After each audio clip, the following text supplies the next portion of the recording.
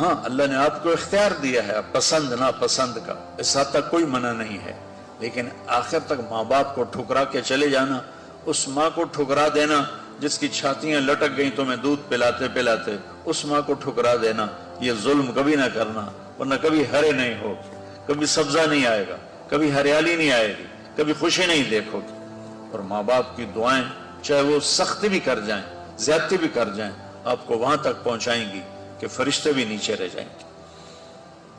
और बच्चे हो, एक दूसरे से लड़ाई भी होगी, एक दूसरे से तुम्हारा बोलचाल भी बंद होगा, तो मेरी आखिरी गुजारिश ये है कि यहाँ उठने के बाद सुलह कर लें। ये बच्चियों से भी कहता हूँ, कईयों की आपस में खटपट हो जाती है, आप एक जगह पढ़ते रहते हैं, खटपट हो जाती है, बोलचाल बंद हो जाती है, ये मेरे अल्लाह को पसंद नहीं, मेरे नबी को पसंद नहीं। बच्चों, एक दूसरे को